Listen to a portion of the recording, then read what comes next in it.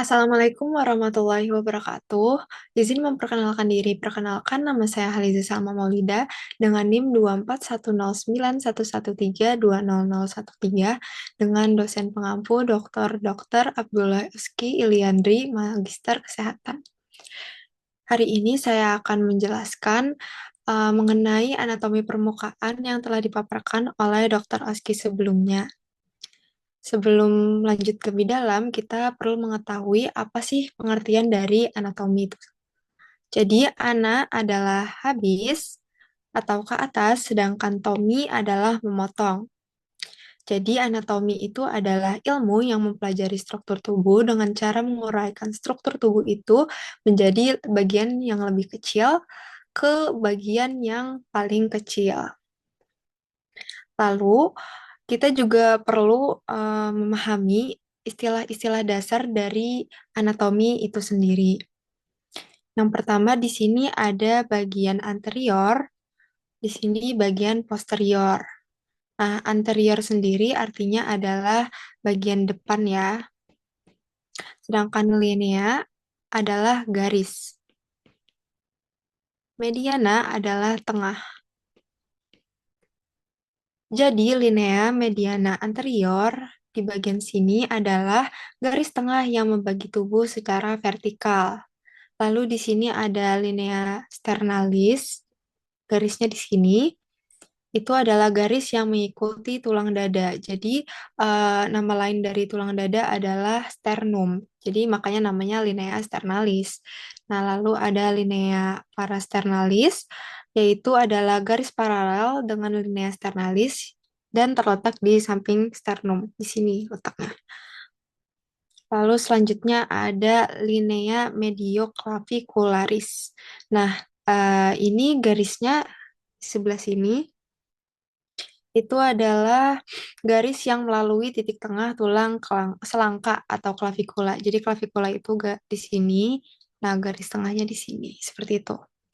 Lalu ada linea axillaris anterior, garisnya di sini. Itu adalah garis yang mengikuti lipat ketiak. Jadi aksila itu artinya bagian ketiak. Selanjutnya di sini ada palmar atau permukaan telapak tangan. Lalu di sini ke ekstremitas bawah terlebih dulu ada proksimal. Proksimal itu arahnya ke atas ya, jadi bagian yang lebih dekat ke badan seperti itu. Lalu ada distal. Distal ini bagian yang lebih jauh dari badan atau menjauh dari badan.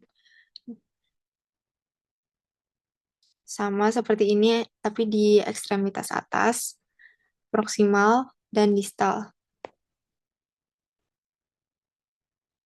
Lalu kita masuk ke bagian posterior. Ini bagian posterior dari arah belakang.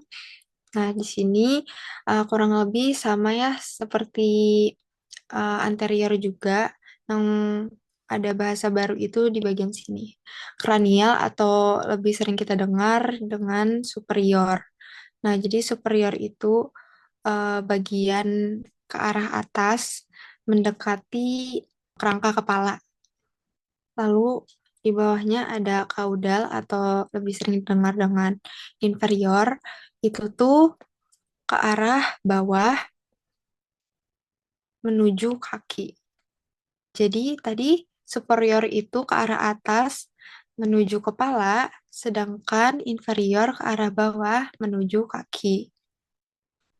Lalu di sini ada plantar adalah permukaan telapak kaki. Jadi tadi yang permukaan telapak tangan itu palmar, permukaan telapak kaki itu plantar. Selanjutnya masuk ke kaput dan kolum. Di sini saya bakal bahas di bagian rambut terlebih dahulu. Jadi rambut itu tidak tumbuh di seluruh tubuh manusia dan hanya tumbuh di bagian tertentu saja. Jadi nama lain dari rambut sendiri adalah fili dan fungsi dari rambut di bagian kepala sini Itu fungsinya adalah menghindari kulit kepala dari panas matahari dan trauma. Lalu juga mengarahkan keringat ke belakang kepala. Jadi bisa kalian lihat rambut itu tumbuhnya ke arah belakang. Jadi dia mengarahkan keringat itu ke belakang kepala supaya tidak mengenai bagian muka, bagian wajah. Dan rambut ini juga terbuat dari lapisan kulit keratin. Jadi keratin sendiri adalah protein keras yang anti air serta melindungi permukaan kulit yang terbuka. Dan rambut itu mengalami andukan atau kita sebut cornificatum. Jadi di mana sel-sel di dalam folikel rambut itu mengalami keratinisasi.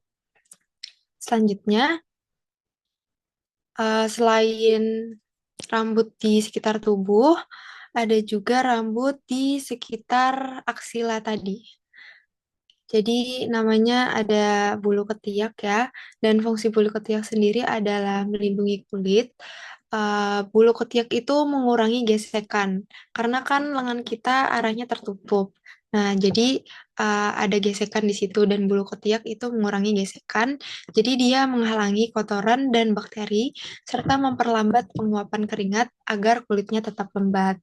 Lalu rambut di sekitar kemaluan yaitu fungsinya untuk mengurangi gesekan juga dan menjaga kelembapan agar mencegah iritasi. Jadi kurang lebih eh, rambut itu fungsinya sama ya semuanya.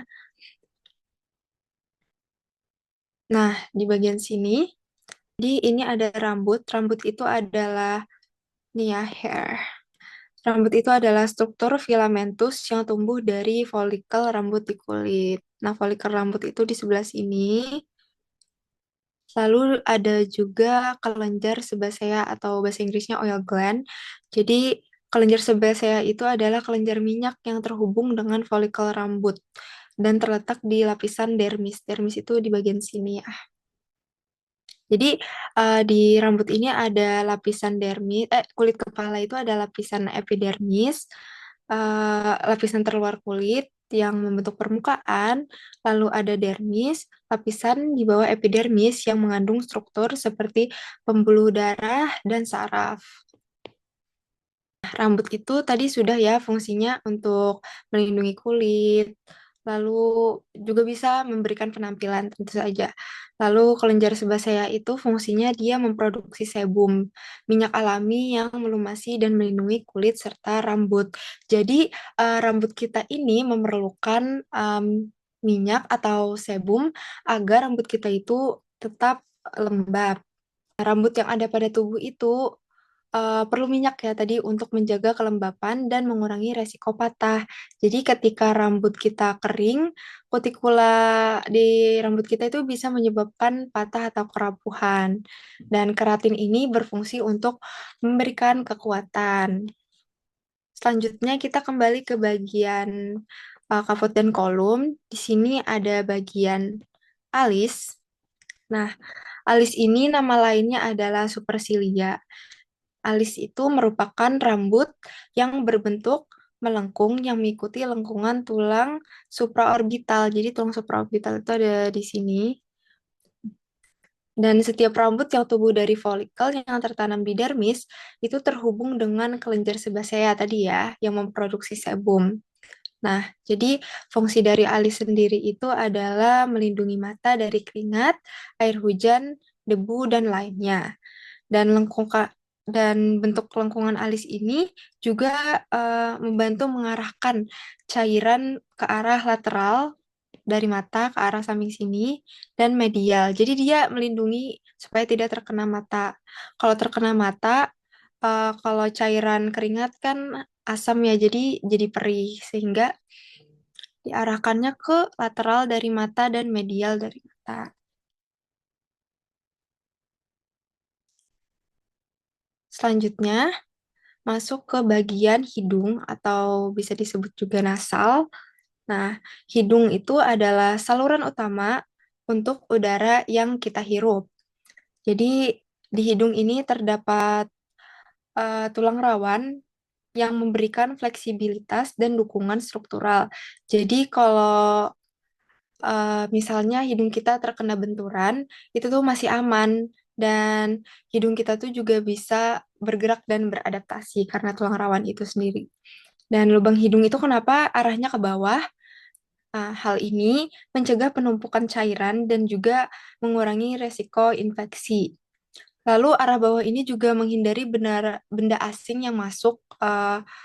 Jadi misalnya kalau kita lagi pakai motor ya, kalau tulang hidung di depan kan otomatis banyak debu segala hal yang masuk. Makanya diarahkan ke bawah agar benda asing yang besar itu tidak bisa masuk. Nah, lalu kenapa lubang hidung itu ada dua? Jadi lubang hidung ini memungkinkan volume udara yang lebih besar. Jadi contohnya saat olahraga, kita itu otomatis membutuhkan lebih banyak oksigen kan. Nah, dan di hidung ini mengalami siklus nasal, yaitu satu lubang lebih dominan dan yang lainnya menyempit, seperti itu. Lanjut ke bagian telinga atau auris. Nah, telinga ini berfungsi dalam pengolahan suara. Dan di telinga ini terdapat tulang rawan, dan tulang rawannya itu fungsinya memberikan fleksibilitas. Lalu cuping telinga itu membantu dalam pengumpulan suara. Nah, di sini ada bagian laring. Saya akan membahas di bagian plika vokalis di sini. Nah, jadi di dalam laring tadi terdapat plika vokalis. Plika vokalis itu fungsinya untuk memproduksi suara, terus melindungi saluran pernafasan, dan juga saat kita makan, plika vokalis itu menutup untuk mencegah makanan atau cairan masuk ke trakea. Oh ya, nama lain dari plika vokalis ini yaitu pita suara. Nah, plika vokalis ini menghasilkan suara. Jadi, ketika udara kita dari paru-paru itu dikeluarkan melalui laring, tekanan udara itu akan menyebabkan pita suara yang terbuka dan tertutup dengan cepat. Jadi, proses ini tuh menciptakan getaran yang menghasilkan suara. Apa yang membedakan suara dari perempuan dan laki-laki itu berbeda terletak pada plika vokalisnya. Jadi, plika vokalis pada laki-laki itu biasanya lebih panjang dan lebih tebal dibandingkan dengan wanita. Sedangkan perempuan sendiri itu plika vokalisnya cenderung lebih pendek dan lebih tipis. Jadi, pada laki-laki karena ukurannya di sini. Nah, plika vokalis pada laki-laki karena ukuran dan ketebalannya lebih besar, jadi plika vokalisnya itu getarannya frekuensinya juga lebih rendah seperti itu. Jadi hasil suaranya lebih bass. Lalu, sedangkan pada perempuan, pita suaranya itu bergetar, frekuensinya itu lebih tinggi, jadi menghasilkan suara yang lebih ringan juga, lebih tenor. Selanjutnya, Selanjutnya masuk ke toraks. Nah, di sini bagian yang saya bahas adalah musculus pectoralis major. Nah, di sini adalah otot besar di bagian depan dada yang berperan dalam gerakan lengan, seperti mengangkat atau memutar. Nah, jadi dia itu membantu untuk pergerakan lengan. Lalu yang kedua ada musculus deltoideus di bagian sini. Itu adalah otot yang membentuk bagian atas lengan dan itu membantu dalam gerakan bahu. Lalu ada musculus serratus anterior di bagian sini. Otot ini membantu dalam gerakan mengangkat lengan dan stabilitas scapula. Lalu selanjutnya ada papila mamaria. Nah, papila mamaria ini adalah struktur kecil yang terletak di bagian depan dada dan biasanya pada area yang disebut areola. Dan puting susu ini memiliki saluran yang mengalirkan susu dari kelenjar payudara. Nah, pada wanita, papila mamaria ini fungsinya sebagai saluran untuk mengeluarkan susu selama menyusui. Lalu pada masa kehamilan, puting susu dan areola di sekitar sini dapat berubah warna dan ukuran sebagai persiapan untuk menyusui. Next, masuk di toraks, bagian jantung. Nah, jantung ini gunanya untuk memompa aliran darah. Jadi, yang pertama, di sini terdapat 4 katup yang berwarna-warni ini. Pertama, warna kuning namanya valve tricuspid atau katup tricuspid. Lalu yang hijau, mitral valve atau katup mitral. Yang biru, pulmonary valve atau katup pulmonalis. Yang merah adalah aortic valve atau katup aorta. Nah, fungsi-fungsi dari katup ini adalah itu berfungsi secara pasif. Jadi mereka itu akan terbuka dan tertutup berdasarkan tekanan antara ruang jantung. Jadi ketika tekanan di atrium itu lebih tinggi daripada di ventricle, katupnya akan terbuka. Begitu juga sebaliknya jika ventricle-nya tekanannya lebih tinggi daripada tekanan di atrium, katupnya akan tertutup gitu. Nah, selanjutnya kita akan membahas aliran darah di dalam jantung. Jadi, aliran darah di dalam jantung itu berlangsung dengan siklus yang teratur. Jadi, memastikan darah dipompa ke seluruh tubuh. Pertama-tama, darah di seluruh tubuh itu akan masuk ke jantung melalui vena cava superior dan vena cava inferior menuju atrium kanan atau right atrium di nomor 1 ini. Nah, dari atrium kanan ini melewati katup trikuspid ke ventrikel kanan. Nah, ventrikel kanan ada di nomor 5 seperti ini arahnya. Lalu dari ventrikel kanan masuk lagi ke paru-paru.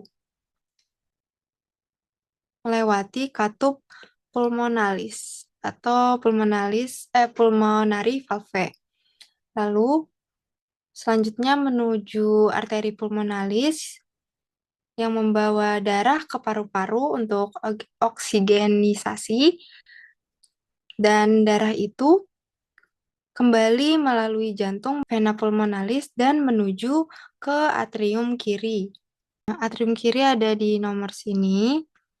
Nah, dari atrium kiri ini melewati mitral valve ke ventrikel kanan, ventrikel kiri.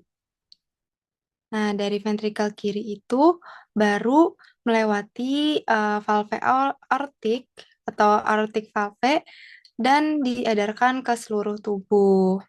Seperti itu. Lalu kita masuk ke bagian abdomen.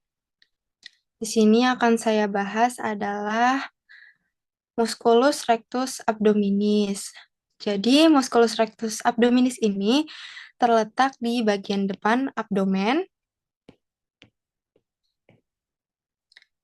dan membentang dari pubis hingga sternum.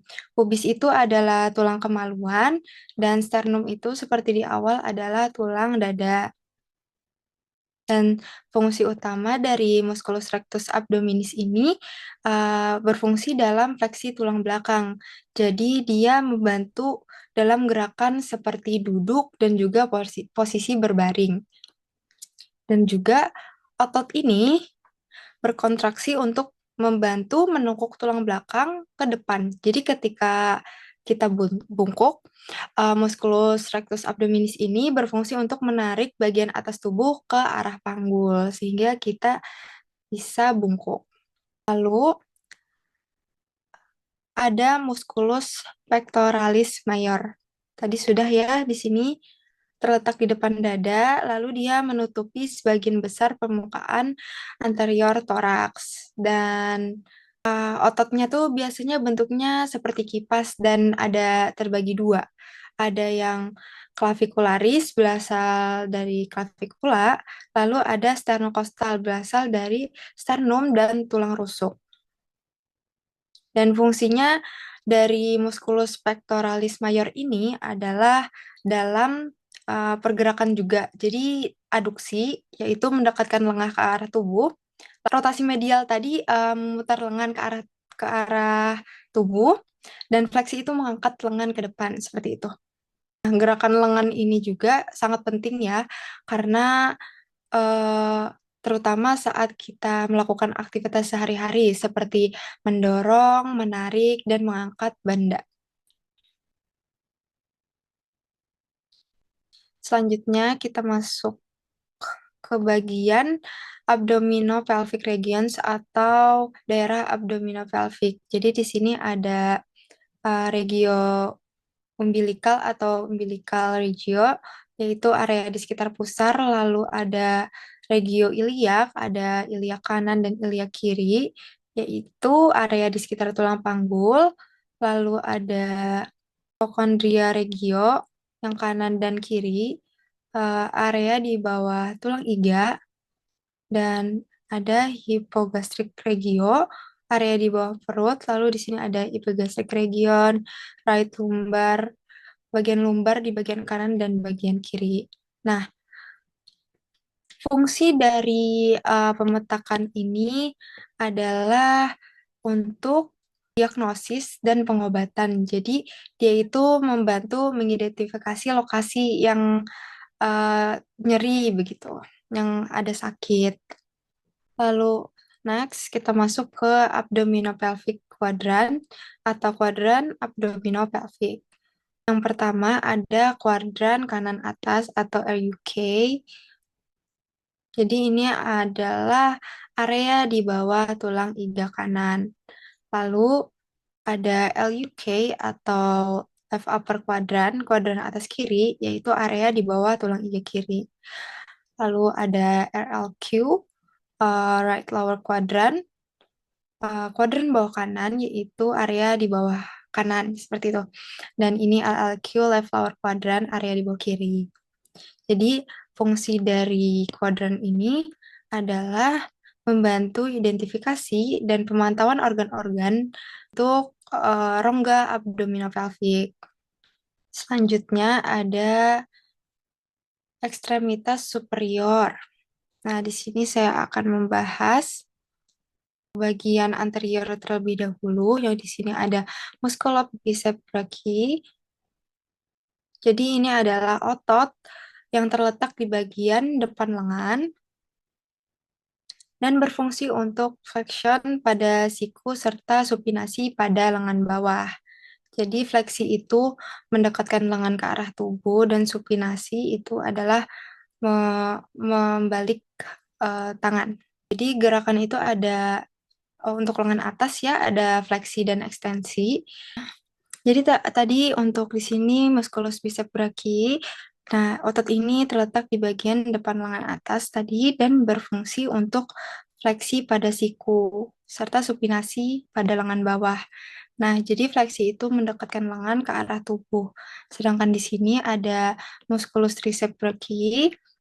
Fungsinya itu untuk ekstensi sendi siku. Jadi dia uh, menggerakkan lengan menjauh dari tubuh seperti itu. Lalu di sini tadi sudah kita bahas juga musculus pectoralis major. Ini ada clavicula juga. Lalu di sini ada palmar, ada linea longitudinalis radialis. Jadi setiap garis-garis di palmar ini ada namanya, ada linea palmaris proximalis, ada linea digitalis proximalis, linea digitalis medialis, linea digitalis distalis. Dan ini ada 5 jari. Nah, mungkin akan saya jelaskan sedikit. Jadi di sini kan ada bahu. Jadi bahu itu ada nama sendinya glenohumeral. Nah, glenohumeral ini dibentuk oleh kepala humerus dan rongga glenoid scapula. Jadi memungkinkan rentang gerak dari bahu sendiri ini luas seperti itu. Dan otot-otot seperti deltoid, trapezius, pectoralis major, yang sudah kita bahas tadi, itu tuh memfasilitasi gerakan fleksi, ekstensi, abduksi, aduksi, rotasi juga seperti itu. Lalu kalau untuk pada lengan atas, untuk fleksi dan ekstensi dibantu oleh otot bicep brachii atau musculus bicep brachii. Lalu untuk brachialisnya berperan dalam fleksi siku dan otot tricep brachiinya berperan di ekstensi siku. Lalu untuk lengan bawah ada pronasi dan supinasi. Jadi ada radius, ada tulang radius dan ulna. Jadi untuk gerakan pronasi, dia itu telapak tangannya menghadap ke bawah. Sedangkan supinasi, telapak tangannya menghadap ke atas. Jadi hal itu dimungkinkan oleh gerakan radius di sekitar ulna.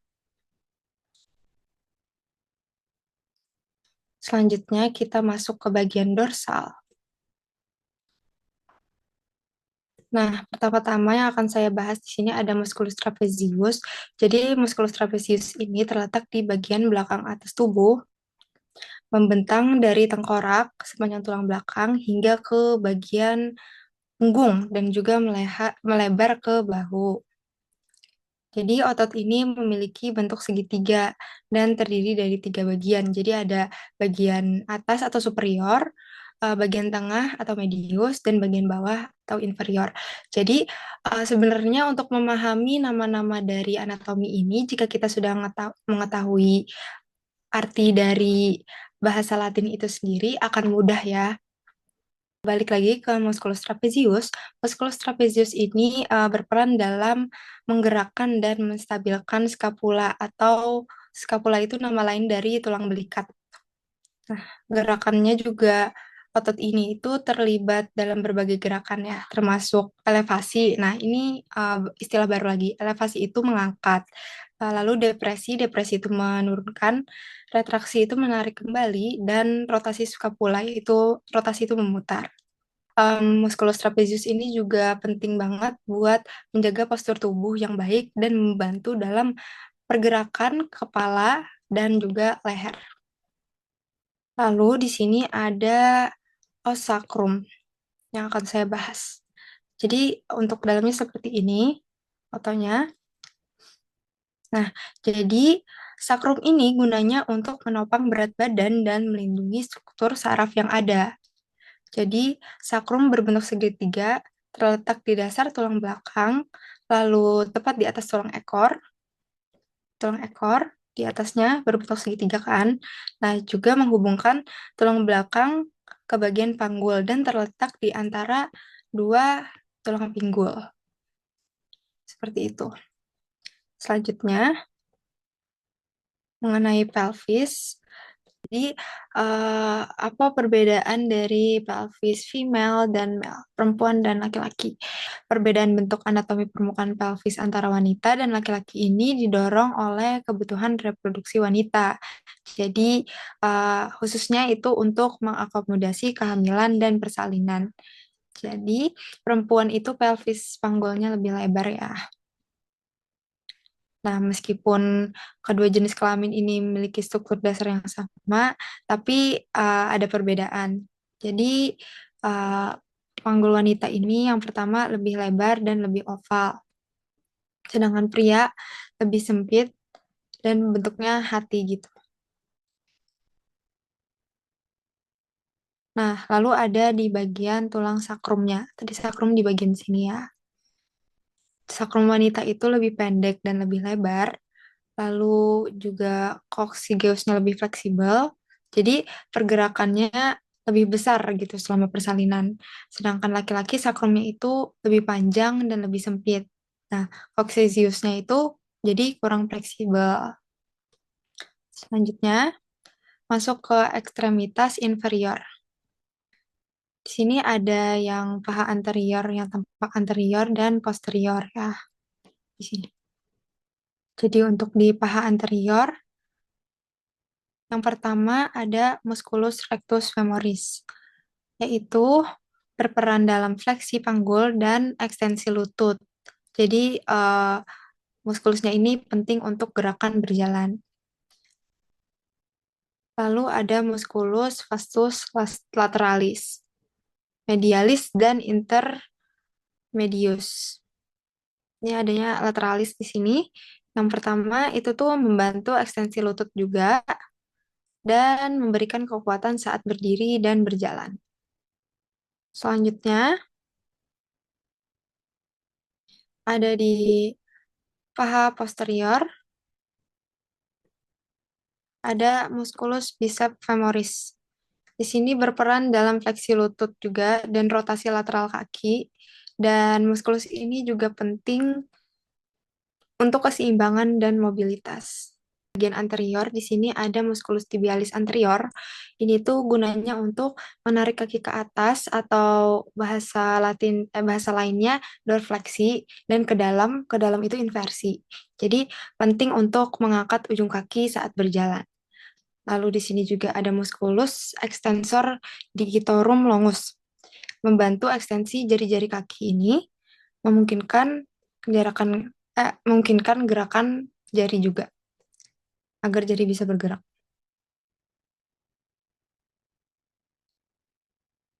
Lalu di sini juga di bagian posterior ada musculus gastrocnemius. Itu tuh fungsinya berperan dalam fleksi plantar kaki, lalu memberikan daya dorong saat berjalan dan juga berlari. Selanjutnya kita membahas di bagian pergelangan kaki. Di sini ada malleolus lateralis dan medialis. Di sini ada tonjolan tulang yang memberikan stabilitas pada pergelangan kaki. Lalu ada musculus extensor hallucis longus atau tendo membantu ekstensi ibu jari kaki dan itu penting untuk menggenggam permukaan saat berjalan. Dan juga ada fascies plantaris pedis memberikan bantalan dan stabilitas pada telapak kaki saat berjalan. Selanjutnya ke bagian perineum yang terakhir. Sini terdapat penis. Jadi untuk penis ini terdapat corpus cavernosum, lalu glans penis, penis glandula, dan corpus atau foreskin. Jadi fungsi dari ketiga hal ini berperan dalam fungsi seksual. Jadi kayak urinasi dan ejakulasi sperma. Lalu di sini ada skrotum. Skrotum itu merupakan kantung kulit yang melindungi testis dan epididymis dan fungsinya itu untuk mempertahankan suhu testis yang lebih rendah daripada suhu tubuh untuk proses spermatogenesis. Lalu untuk testisnya sendiri ada di sini terletak di dalam skrotum. Skrotum tadi ya tadi permukaan kulitnya dan bentuknya oval dan fungsinya itu untuk produksi sperma atau bisa disebut dengan spermatogenesis. Lalu ada uretra di sini.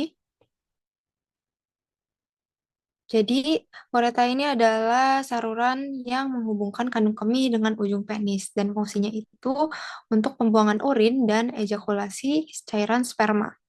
Lanjut kepada perineum bagian perempuan. Yang pertama di sini terdapat klitoris. Klitoris ini adalah struktur kecil dan sensitif yang terletak di depan vagina. Jadi ini bagian depan vagina dan ini bagian belakang. Dan fungsi dari klitoris sendiri adalah dalam respon gitu ya, dalam respon seksual dan kepuasan seksual perempuan. Lalu di sini ada bulbus spongiasus.